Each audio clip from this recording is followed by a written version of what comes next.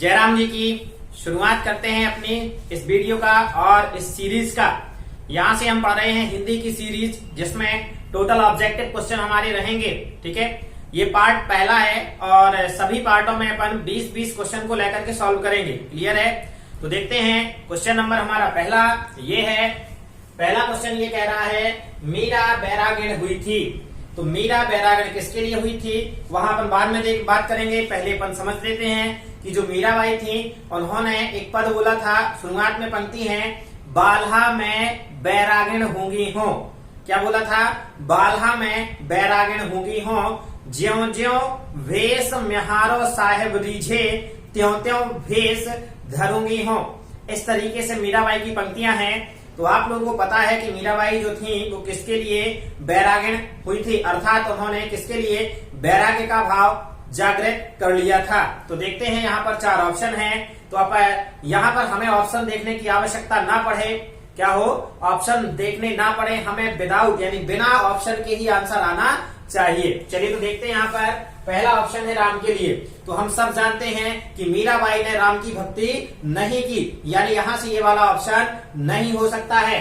Second number का option है विष्णु के लिए। तो आप लोगों ने शुरू से लेकर के लास्ट तक अपना पूरा का पूरा हिंदी पढ़ ली है, उसमें कहीं पर भी विष्णु का जिक्र नहीं आया, यानी यहाँ पर ये विष्णु भी नहीं होंगे। तीसरा है ब्रह्मा के लिए। तो ब्रह्मा के लिए जो है, ब्रह्मा की पूजा वैसे ही बहुत कम होती है और होगी भी तो मीराबाई तो इनके लिए पागल नहीं हो सकती हैं। और लास्ट वाला यहाँ पर जो सी नंबर पे यानी सा नंबर पे दिया गया है और ये है कृष्ण, यानी मीरा जो थी वो बैरागीण हुई थी किसके लिए? कृष्ण के लिए। यानी हमारा सही आंसर क्या है? कृष्ण के लिए सी, अर्थात सा नंबर का। क्लियर है? चलिए तो दूसरा क्वेश्चन है अक्रूर नंद बाबा के यहाँ आए थे। तो हम लोगों ने पंक्तियां पढ़ी हैं कि कठिन क्रूर अक्रूर आयो साजी रथ में ले गयो। तो जो अक्रूर जी थे वो क्या थे? अक्रूर जी नंद बाबा के मित्र थे, आप लोगों को पता है। और इन्होंने क्या था कि जो कंस था, मथुरा का राजा कंस था, वो श्री कृष्ण को क्या करना चाहता था? मारना चाहता था। ठीक है, और वो जानते थे कि अगर नंद बाबा जो हैं यहाँ कृष्ण को हमारे मथुरा नहीं भेजेंगे तो एक कोई विश्वास पात्र इंसान को वहां पर भेजना पड़ेगा कि जिसको भेजने से नंद बाबा जो हों वो कृष्ण को क्या कर दें? भेज दें। ठीक है, तो उन्होंने क्या किया था? जो कंस था उसने ये किया कि जो कृष्ण अर्थात नंद बाबा के जो मित्र थे अक्रूर, उन्हें क्या किया? भेज दिया कि आप जाकर के किसी बहाने से कृष्ण को यहाँ पर ले आओ। तो यहाँ देखते हैं कि जो क्वेश्चन ये हमारा कह रहा है कि अक्रूर नंद बाबा के यहाँ आए थे, किस लिए आए थे? ऑप्शन नंबर पहला है बलदाऊ को लेने। तो बलदाऊ को लेने का उनका कोई मतलब नहीं था, बलदाऊ को लेने नहीं आए थे। दूसरा ग्वाले को लेने, ये वाला भी नहीं हो सकता है। तीसरा नंद बाबा को लेने के लिए, तो ये वाला वो नंद बाबा को लेने के लिए नहीं आए थे। और लास्ट वाला है कृष्ण को लेने के लिए। तो किसको लेने के लिए आए थे अक्रूर? कृष्ण को लेने के लिए, यानी ऑप्शन नंबर द। ठीक है, ये वाला हमारा सही आंसर है। फिर आ जाते हैं तीसरा, संसार में विघ्नहर्ता देवता माने जाते हैं। तो हम जानते हैं विघ्नहरण, आप लोगों ने कार्ड वगैरह देखा होगा, क्या है? शादी के कार्ड आते हैं, वहां पर सबसे पहले लिखा रहता है विघ्नहरण मंगल करण। ठीक है, पूर्ण कीजिए कार्य, प्रथम निमंत्रण आपको गौरी पुत्र का राज, इस तरीके से कुछ लिखा रहता है। यानी संसार में विघ्नहरण जो देवता है वो कौन माने जाते हैं? सबके दिमाग में बात आ गई होगी। तो देखिए यहाँ पर गणेश जी कहीं ऑप्शन होगा, ये है ऑप्शन नंबर बा। ठीक है, यानी इसके आंसर क्या हो जाएगा? गणेश जी। गणेश जी को क्या कहा जाता है? विघ्न विनायक। ठीक है, इस तरीके से यहाँ से मेरे को ये गाना याद आ रहा है, तो आप लोगों ने सुना होगा, पप्पू पास हो गया वाला। सुना है कि नहीं सुना? उसमें बोलता है बड़ी कृपा करी गणराज है, पप्पू पास हो गया। और नेक्स्ट लाइन वहां पे रहती है तुम हो भगवान बुद्धि दाता, तुम हो विघ्न विनायक। विघ्न विनायक, ठीक है, अर्थात विघ्नों का नष्ट करने वाले। ठीक है, तो यहाँ देखो, यहाँ पर आंसर क्या हो जाएगा? गणेश। ये तो मैंने आप लोगों को मजाक के लिए बता दिया था गाना। चलिए, यहाँ पर संसार में विघ्नहर्ता देवता कौन माने जाते हैं? तो संसार में विघ्नहर्ता देवता माने जाते हैं गणेश। चलिए फिर इसके बाद यानी गणेश यानी 12 नंबर का आपका सही आंसर। फिर आ जाते हैं पूरण पुराण और पुरुष पुराण हैं। तो पूरण पुराण और पुरुष पुराण की बात कहें तो राम जी की वंदना के बारे में ये पंक्तियां आती है, पूरण पुराण और पुरुष पुराण। ठीक है, तो यहाँ पर राम के बारे में ये कहा गया है। तो यहाँ गणेश, सरस्वती, शनि और ये पहले नंबर पे है राम। तो यहाँ आंसर क्या हो जाएगा? राम। फिर आते हैं पांचवा वाला। पांचवा वाला कह रहा है मैया कवह बढ़ेगी चोटी, वाक्य कहा है। तो ये वाक्य किसने कहा है? तो क्या होता है कि जो श्री कृष्ण है, श्री कृष्ण अपनी मैया से कहते हैं कि मैया कवह बढ़ेगी चोटी। एक ये स्टेप है, पूरा का पूरा पद है आपकी बुक में। काचो दूध पियावत पची पची देतना माखन रोटी। वो ये बोलते हैं कि आपने मेरे को कच्चा दूध पिला पिला करके परेशान कर दिया है। कहती होगी कच्चा दूध पीने से चोटी क्या होगी, बढ़ेगी, और मेरे को माखन नहीं खाने देती हो। कृष्ण को माखन बहुत प्रिय था कि नहीं था? तो इस तरीके से उनको क्या होता है, बार बार उनकी माता यशोदा कहती हैं कि बेटा तू क्या कर ले, कच्चा दूध पी, जिससे तेरी चोटी क्या हो जाएगी, बढ़ जाएगी, और उन्हें माखन नहीं मिलता है। तो ये बात क्या करते हैं जो कृष्ण हैं वो अपनी मैया यशोदा से कहते हैं। तो यहाँ देखते हैं, यहाँ पर क्या कह रहा है, मैया कवह बढ़ेगी चोटी, वाक्य कहा है। तो देखो यहाँ पर राम ने तो कहा नहीं है, बलदाऊ ने भी नहीं कहा था। बलदाऊ तो कृष्ण को परेशान करते थे। फिर आ जाते थे शिव ने, तो शिव जी ने तो यहाँ पर कुछ कहा नहीं है, और लास्ट में आता है कृष्ण ने। तो ये है आपका द नंबर का आंसर सही। फिर आ जाते हैं, माटी खाने की बात सुनकर के यशोदा बाह पकड़ करके ले आई थी। किसको ले आई थी? यशोदा जी के बारे में बात आए तो आंसर आपसे बने या ना बने, लगभग 95% कृष्ण लगा दिया करे, क्योंकि अपन को पता है जितने भी संवाद है कृष्ण और यशोदा के बीच में ही हुए। चलो देखो, तो माटी खाने की बात सुनकर के उन्होंने मतलब पता चला कि भैया ये जो कन्हैया है वो क्या कर रहा है, मिट्टी खा रहा है। तो मैया गई और उसको बाहर पकड़ करके ले आई। आप लोगों ने शायद टीवी वगैरह में देखा होगा कृष्ण लीला में, वो बोलते हैं कि चलो, फिर उसके बाद मैया लाती है, मैया ला करके कृष्ण को बैठाती है, बोले चल तूने मिट्टी खाई है? तो कृष्ण जी बोलते हैं नहीं मैया मैंने मिट्टी नहीं खाई। बोले खोल मुंह, और वो बार बार मुंह को नहीं खोलते हैं, और लेकिन जब लास्ट में मुंह को खोलते हैं तो मैया को क्या होती है, संपूर्ण सृष्टि के दर्शन हो जाती है। इस तरीके से एक कथा सी है, अपने टीवी वगैरह में देखिए। चलो, तो यहाँ पर क्या हो जाएगा, माटी खाने की बात सुनकर के यशोदा बाएं पकड़ करके ले आई थी किसकी, कृष्ण को। ठीक है, तो ये 12 नंबर का हमारा क्या हो जाएगा, सही हो जाएगा आंसर। फिर आते हैं यहाँ 7वां नंबर का क्वेश्चन। यहाँ कह रहा है चिंगारी और ज्वाला बनना चाहते हैं। तो चिंगारी और ज्वाला बनना कौन चाहते हैं? ये आपका भाई बहन नामक एक पाठ है। तो क्या था, बहन कहती है कि मैं तू चिंगारी बनकर, भाई कहता है तू चिंगारी बनकर उदय जाग जाग मैं ज्वाला बनूं, तू बन जा है राती गंगा मैं झेलम बेहाल बनूं, आज बसंती चोला तेरा मैं भी सजलूं लाल बनूं। इस तरीके से पंक्तियां हैं 3-4। तो ये जो पंक्तियां हैं ये भाई बहन नामक पाठ से ली गई हैं। तो यहाँ चिंगारी और ज्वाला कौन बनना चाहते हैं? तो भाई बहन इसका सही आंसर हो जाएगा। देखते हैं ऑप्शन है कि नहीं है। ऑप्शन पहला है माता पिता, दूसरा ऑप्शन है देवर देवरानी, तीसरा ऑप्शन है भाई बहन, और चौथा है सखा सखी। तो हमने आंसर क्या लगा दिया, भाई बहन। फिर आ जाते हैं 8वें नंबर पे, एक लहर और दूसरा नदी की धारा। अभी हमने पंक्ति बोली है कि तू बन जा है राती गंगा मैं झेलम बेहाल बनूं। ठीक है, तो इस तरीके से यहाँ पर एक लहर बनना चाहता है और दूसरा नदी की धारा बनना चाहता है। तो ये भी इसका आंसर भी क्या हो जाएगा, भाई बहन। ठीक है, तो कहाँ है भाई बहन, ये द नंबर पर, इसका भी आंसर क्या हो जाएगा, भाई बहन। फिर आ जाते हैं, तुम कौन सी पार्टी पढ़े हो लला। ठीक है, ये क्या है भैया, यहाँ रोचक तथ्य है। तुम कौन सी पार्टी पढ़े हो लला, यहाँ बात सुजान के बारे में कही जा रही है, और कहता कौन है, घनानंद जी। क्या हुआ कि घनानंद की जो प्रेमिका थी सुजान, वो उनको छोड़कर के कहीं चली गई थी। ठीक है, तो घनानंद जी ने सुजान शब्द दिया था कृष्ण को। मतलब यहाँ पदों में जो तुलना की जा रही है वो सुजान कृष्ण को मान करके अपने दरबार में जो थे वहां पे ये क्या कर रहे थे, गीत गा रहे थे। तो सभी के समझ में आ रहा था कि ये कृष्ण के बारे में बात कर रहे हैं, लेकिन रियलिटी में ये अपनी प्रेमिका सुजान के बारे में बात कर रहे थे। तो देखो यहाँ पर देखो क्या है क्वेश्चन, तुम कौन सी पार्टी पढ़े हो लला कहा है। तो यह कथन किसने कहा है, तो पहले ही नंबर पे है घनानंद ने। ठीक है, तो ये इसका हमने आंसर लगा दिया आ नंबर का, घनानंद। फिर आ जाते हैं, विश्वास में विष घोलने का काम किसने किया था। वेरी इंपॉर्टेंट क्वेश्चन है, याद कर लेना इसको। ठीक है, क्योंकि बार बार पूछा जाता है ये, विश्वास में विष घोलने का काम किसने किया था।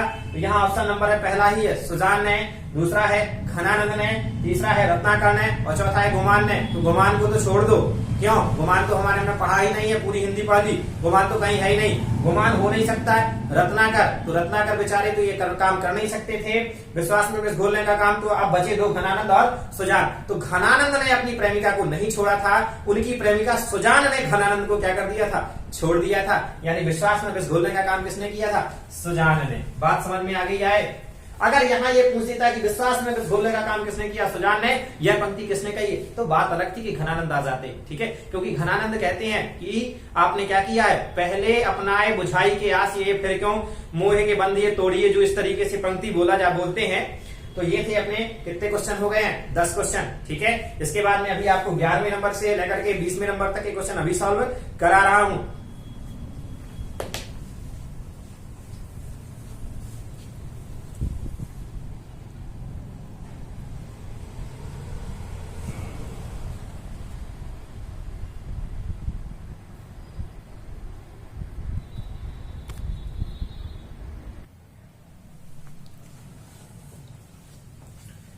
तो 10 क्वेश्चन अपन पढ़ चुके थे। अब आ जाते हैं, शुरुआत करते हैं 11वें क्वेश्चन की। देखिए 11वां क्वेश्चन क्या कह रहा है, कृष्ण की पत्री आने की बात सुनकर के कृष्ण के घर आने लगी।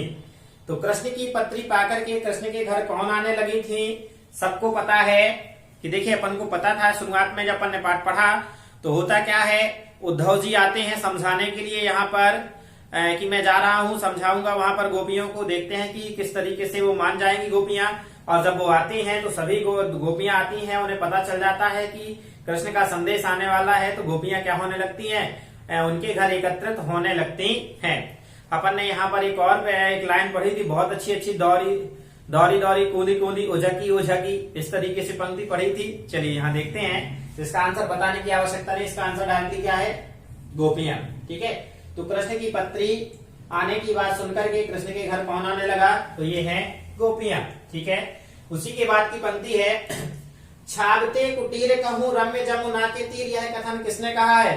तो इसके बारे में बात करें तो जब ये पंक्ति उसी के बाद की है, उसी चैप्टर में होता क्या है कि ये जो उद्धव जी होते हैं ये आते तो ज्ञान देने के लिए है, गोपियों को योग सिखाने के लिए लिखा है अपना, योग सिखाने के लिए आते हैं। और जब यहाँ पर ये आते हैं तो होता क्या है, योग सिखाने के लिए आते हैं और होता यह है कि ये गोपियां नहीं मानने वाली होती हैं।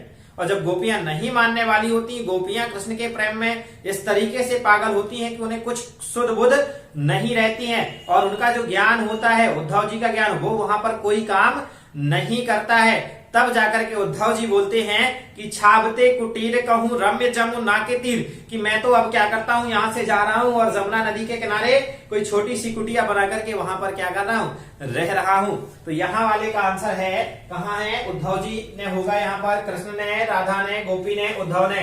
तो ये 10 नंबर का आंसर हमारा सही हो जाएगा। फिर आते हैं, नाव में जल भरने पर और घर में दाम बढ़ जाने पर दोनों हाथों से उलीचना चाहिए, यह कथन किसका है, ठीक है। हाथों से उलीचना चाहिए कथन किसका है। तो देखिए अपन लोगों ने पढ़ा है कि घर में बाढ़े, इस तरीके से था, पानी बाढ़े नाव में और घर में बाढ़े दाम और दोनों हाथ उलीचिए यही सयानो काम। यानी कि अगर घर में नाव में हम जा रहे हैं और छेद हो जाए किसी कारण से और उसमें पानी भर जाए, तो बचने का यही सहारा है कि आप जितने जल्दी हो सके उस पानी को बाहर निकालने की कोशिश करें, ठीक है। तब जाकर के हम क्या हो सकते हैं, सही सलामत बच सकते हैं। और उसी तरीके से जो संपत्ति होती है, दाम का मतलब संपत्ति, वो घर में आ जाए तो हमें दोनों हाथ से क्या करना है, उलीचना है। ऐसा नहीं कि घर में आया हुआ रुपए जाकर के फेंकने लगो, बोले सर ने बताया था निकाल के फेंक दिया, ऐसा नहीं है। मतलब परोपकार के कार्यों में लगाना है। तो यह कथन किसने कहा था, तो यह तुलसीदास, तो इसका आंसर है नहीं, बिहारी जी है नहीं, रहीमदास है नहीं, और बचे क्या, कबीरदास। तो इसका आंसर क्या है, ये कथन कहा था कबीरदास जी ने, ठीक है। फिर आता है अगला है, यह शरीर कच्चे घड़े के समान है, कभी भी टूट सकता है, यह कथन किसका है, तो यह कथन भी कबीरदास जी का ही है। यहाँ पर कबीरदास जी कहते हैं, यह तन कांचा कुंभ है, लिए फिरे का साथ, टपका लागा फुट गया, कछु ना आया हाथ। इस तरीके से ये बोलते हैं, यानी ये शरीर का कोई ठिकाना नहीं है कि कब क्या हो जाए, और हमें घमंड है विभिन्न चीजों का, हम ये करेंगे, हम वो करेंगे, ऐसा करेंगे, वैसा करेंगे। तो जो यहाँ पर कबीरदास जी हैं, ये क्या करते हैं, हम लोगों को सलाह देते हैं कि ये जो शरीर है ये कुछ काम का नहीं है। इस तरीके से ये किसके समान है, ये कच्चे घड़े के समान है। पता नहीं कच्चे घड़े के ऊपर कब पानी की एक टप बूंद पड़े और वो फूट जाए, जबकि पक्के घड़े में नहीं फूटता है, पक्के घड़े में हम पानी भरते ही है। चलो यहाँ से आ जाते हैं, फिर आ जाते हैं 15वें नंबर के क्वेश्चन पे। 15वां नंबर का क्वेश्चन कह रहा है, बिना गुणों के बड़ाई पाकर के कोई बड़ा नहीं बन सकता है, ठीक है। यहाँ पर यह बात किसने कही है, तो यह बात देखिए, तुलसीदास जी तो यहाँ हो ही नहीं सकते हैं। बिहारी दादू, ये दादू कौन है भाई? हमने तो पूरी हिंदी में ही नहीं पढ़ा है दादू, तो दादू को तो हटा दो, दादू तो अपन लिखने वाले नहीं है। अब बचा वृंद और बिहारी, तो यहाँ बात करें इसका आंसर सही है हमारा बिहारी। ठीक है, तो ये बात किसने कहा है कि बिहारी जी ने कहा है। ठीक है, बिरद बड़ाई पाए वाला, बिना गढ़ों के हम फालतू में बड़ाई नहीं प्राप्त कर सकते हैं, और अगर प्राप्त भी कर ले तो कुछ दिन तक रहेगी, उसके बाद भंडाफोड़ हो ही जाता है। चलिए तो मजाक थी, यहाँ जाते। ये वाला जो 16वें नंबर का क्वेश्चन वेरी इंपॉर्टेंट क्वेश्चन है। यहाँ क्या कह रहा है? कनागतों में सम्मान होता है। कनागत में किसका सम्मान होता है, ये बात ये कही जा रही है। तो कनागत समझते हो क्या कहलाता है? चलो तो मैं पहले आपको कनागत समझाए दे रहा हूं कि कनागत क्या है। अपन लोग क्या करते हैं, पितर पक्ष नाम का एक शब्द सुना होगा आप लोगों ने, या पितर पक्ष नहीं सुना तो ये शायद नवदुर्गा के पहले, जब नवदुर्गा प्रारंभ होती है उससे पहले 15 दिन तक ये जो चलता है, उसमें क्या होता है, कौवे को बुला बुला करके खिलाया जाता है, जिसमें बोलते हैं ये पूर्वजों को पानी दिया जाता है, इस तरीके से ये कहलाते हैं कनागत। ठीक है, तो वहां पर कौवे को बुला बुला करके खिलाया जाता है, उससे बोला जाता है कि ये कौवा खाएगा तो हमारे पूर्वजों को का पेट भरेगा। इस तरीके से बहुत सारी भ्रांतियां अपन को इससे क्या करना है। तो आपको बता दूं कि कनागतों में सम्मान होता है तो किसका? कौवे का, केवल 15 दिन। और उसके बाद अगर 16वें दिन वही कौवा काव काव करते हुए आ गया ना हमारे घर में, तो हम लोग पत्थर उठा के मारते हैं कि नहीं मारते? तो यहाँ है कनागतों में किसका सम्मान होता है? कौवे का। बिल्कुल याद किए रहना, क्योंकि ये वेरी इंपॉर्टेंट क्वेश्चन है। क्लियर? चलिए याद आते हैं 17वें नंबर का, यहाँ लगा देता हूं कि कौन सा है, कनागत वाला कौवे का, और ये है बिहारी का। फिर आ जाते हैं बीती बिभावरी जागरी के बाद की पंक्ति क्या है। तो जब अपन ने चैप्टर पढ़ा है तो वहां पर लाइन आती है, बीती बिभावरी जागरी अंबर पनघट में डूबो रही ऊषा रूपी नागरी। ठीक है, ये सीधी पंक्ति है पूरी, यहाँ कहीं लिखा होगा अंबर पनघट में डूबो रही, आगे की पंक्ति नहीं लिखी है, लेकिन अपन को पता है कि ऊषा नागरी। ठीक है, तो इसका आंसर ये हो जाएगा अंबर पनघट में डूबो रही ऊषा नागरी। चलिए आगे आ जाते हैं। सुबह होने पर अब तक कौन सोया हुआ है? तो सुबह होने पर अब तक कौन सोया हुआ है? यहाँ ऑप्शन है हमारे पास स्त्री, दूसरा ऑप्शन है मीरा, तीसरा है गोपी और चौथा है अहिल्या। तो यहाँ पर राइट आंसर हमारा क्या हो जाएगा? स्त्री। ठीक है, फिर आ जाते हैं मंगल वर्षा के रचनाकार कौन है? तो मंगल वर्षा के जो रचनाकार है मैं आपको डायरेक्टली बता देता हूं कि मंगल वर्षा के रचनाकार हैं हमारे कौन से? भवानी प्रसाद मिश्र। ठीक है, मंगल वर्षा के रचनाकार कौन है? भवानी प्रसाद मिश्र। तो इसका आंसर हो जाएगा हमारा सी नंबर का सही। फिर उसके बाद आता है इंद्रधनुष आकाश में दिखाई देता है। तो इंद्रधनुष जो होता है वो आकाश में किस ऋतु में दिखाई देता है? इंद्रधनुष हमारा आकाश में वर्षा ऋतु में दिखाई देता है। तो वर्षा ऋतु कहाँ है? ऑप्शन ये है, ऑप्शन नंबर 7। तो ये थे हमारे 20 के 20 ऑब्जेक्टिव। इसके बाद अपन नेक्स्ट वाले पार्ट में 20 ऑब्जेक्टिव और क्या करेंगे? पढ़ेंगे। ठीक है, तो आप लोगों को कुछ नहीं है, पढ़ते रहना है, मुस्कुराते रहना है। अगर कोई वीडियो को पहली बार देख रहा है तो चैनल को सब्सक्राइब कर देना है, अपने दोस्तों के साथ शेयर कर देना है और पढ़ते रहना है। मिलेंगे आपसे क्वेश्चन नंबर 20 के बाद 21 लेकर के आएंगे। जय राम जी की।